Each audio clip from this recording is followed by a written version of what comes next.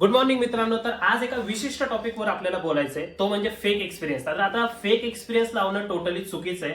But आता काय काय जणांना प्रोसेसच माहित नाही. फेक एक्सपिरियन्स म्हणजे काय, कसे लावतात, कशासाठी लावतात आणि त्यामुळे फायदे काय होतात ते सगळं आपण या व्हिडिओमध्ये मी तुम्हाला सांगतो.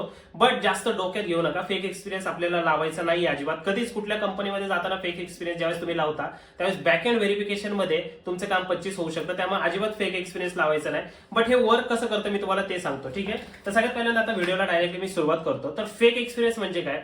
फॉर एक्झाम्पल एक ए नावाची कंपनी आहे आणि एक बी नावाची कंपनी. ए नावाच्या कंपनीमध्ये एखादा व्यक्ती काम करतोय जो कॉल सेंटर एजंट म्हणून काम करतोय. त्याचं काम काय, कॉल घेणं, स्क्रिप्ट वाचणं आणि प्रोडक्ट सेल करणं. ठीक आहे. आता बी नावाची एक कंपनी जी एक आयटी कंपनी, ए नावाच्या कंपनीमध्ये पॅकेज किती त्या माणसाला 3 लाखाचं. पण बी नावाच्या कंपनीमध्ये जर तो माणूस गेला तर त्याला 15 लाखाचं पॅकेज भेटू शकतं. बट बी नावाची कंपनी जी आहे ना ती आयटी कंपनी, कॉल सेंटरचा आणि आयटीचा काहीच संबंध नाही. मग आता याला इथून इथं जर जायचं असेल तर त्याला आयटीचा एक्सपिरियन्स पाहिजे. मग अशा वेळेस तो व्यक्ती काय करतो, त्याचा जो आत्ताचा एक्सपिरियन्स तो खोटा दाखवतो आणि त्या कंपनीत जातो.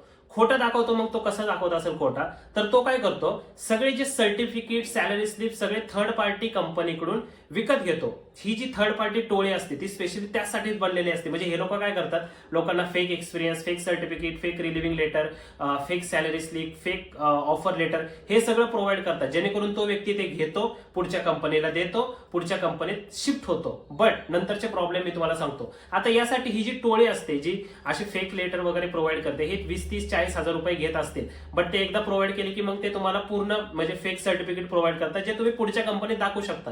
मग एखादी जी आयटी कंपनी असते त्यांना काय वाटतं की अरे बाबा ह्याच्याकडे तर सगळे सर्टिफिकेट आहेत, ह्याने आधी आयटी मध्येच काम केलं वाटतं, पण खरं तर तो काम करतोय कॉल सेंटरमध्ये. मग ते लोक त्यांना हायर करतात. बट मेन प्रॉब्लेम येतो ज्यावेळेस ते काम करतात. आता मला एक सांगा, कॉल सेंटरवाला एक व्यक्ती आहे ज्याला फक्त कॉल घ्यायचं काम आहे, त्याला जर डायरेक्टली आपण आयटी मध्ये काम जर दिलं तर तो करेल का? नाही करू शकत, कारण कोडिंग करायची तर नाही करू शकत. पण बऱ्याच आयटी कंपन्यांमध्ये वर्क फ्रॉम होम असतं. म्हणजे ज्या बँगलोर बाहेर, म्हणजे तुमच्या स्टेटच्या बाहेर कंपनी असेल ना तर वर्क फ्रॉम होम ऑब्व्हियसली तुम्हाला भेटणार. वर्क फ्रॉम होम भेटल्यावर काय होतं, याला इथं पॅकेज 3 लाखाचं होतं, तिथे गेल्यावर तो काय सांगतो, मला आधीचं पॅकेज 8 लाखाचं होतं. ते म्हणले प्रूफ काय, मग लगेच त्याची फेक सर्टिफिकेट तो दाखवतो, सॅलरी स्लिप की 8 लाखाचं होतं.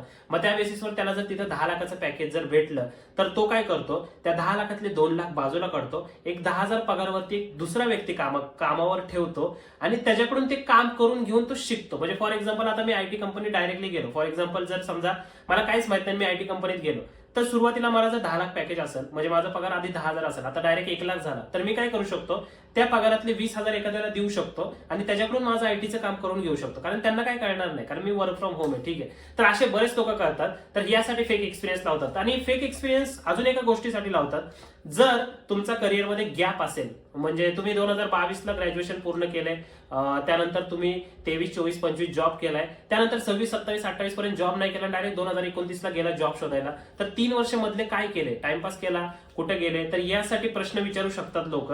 तर त्यासाठी काय करतात, त्या 3 वर्षात पण आपण एखाद्या कंपनीत काम करत होतो यासाठीचा फेक एक्सपिरियन्स पण लावतात लोक. तर यासाठी पण असतं. आता ऍडव्हान्टेज याचे मी तुम्हाला सांगतो. सगळ्यात पहिल्यांदा तुमचं पॅकेज वाढतं. म्हणजे 2-3 लाखाच्या पॅकेजवर डायरेक्ट 10-15 लाखाच्या पॅकेजवर मुलं जातात फेक एक्सपिरियन्स लावून. आता ठीक आहे, एवढंच ऍडव्हान्टेज आहे, तुमची लाईफ एकदम सुंदर होईल. 10,000 पगार भेटतो, तिथे 1 लाख पगार भेटला, तुम्हाला माहिती आहे काय होईल, तुम्हाला तर माहिती आहे. ठीक आहे. बट एक डिसएडव्हान्टेज सांगतो, ज्यावेळेस पॅकेज वाढतं, सगळं येतं, बट बॅक एंड व्हेरिफिकेशन मध्ये जर तुम्ही फेल झाला तर तुम्हाला माहितीये तुमच्या नावावरती जर केस पडली तर ती आयुष्यभर राहू शकते. म्हणजे for example back end verification कसं होतं मी तुम्हाला सांगतो. आमच्या कंपनीमध्ये एखादी जर डॉक्युमेंट तुमच्याकडे आले, डॉक्युमेंट आल्यानंतर ऑफर लेटर ठीक आहे, ती कंपनी सर्च करतात. फॉर एक्झाम्पल आता XYZ कंपनीचं जर ऑफर लेटर मी एखाद्या आयटी कंपनीला, मला जिथे जायचं त्यांना जर दिलं, तर त्यांची HR टीम काय करते, ती ऑफर लेटर बघते, त्याच्यावरती जी कंपनी आहे ना, ज्या कंपनीतून मी आलोय, आता मी तर कुठल्याच कंपनीतून आलो नाही, मी तर खोटं एक सर्टिफिकेट दिलंय, तर ती त्या कंपनीला मेल टाकते. मेलवरून विचारते की हा कॅन्डिडेट तुमच्याकडे होता का, कसा काम करत होता.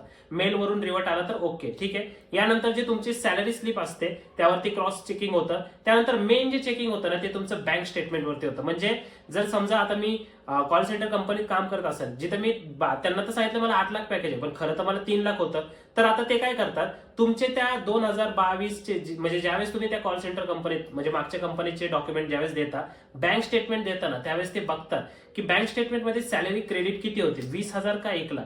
8 लाख पॅकेज आहे, सॅलरी क्रेडिट तर 10,000 होते. तर असं असेल तर तिथं पण तुम्ही सापडू शकता. त्यामुळे बॅक एंड व्हेरिफिकेशन प्रत्येक कंपनीत होतं. तुम्ही मोठ्या छोट्या कोणत्या पण कंपनीचा डायरेक्ट कोणी हायर करत नाही.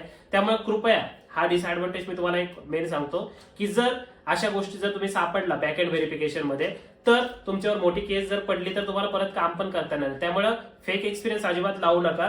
जो काय एक्सपिरियन्स असेल तो रिअल असू द्या. कॉल सेंटरचा असेल तरी थोडं बॅक एंडला जा, बॅक एंड वरून थोडंसं वरती जा, हेल्थ केअर मध्ये जा, मग त्यानंतर पेरोल मध्ये जा, मग आयटी मध्ये जा. थोड्याशा पायऱ्या चढा, पण डायरेक्ट इथून वरती उडी मारू नका, कारण तिथून जमणार नाही.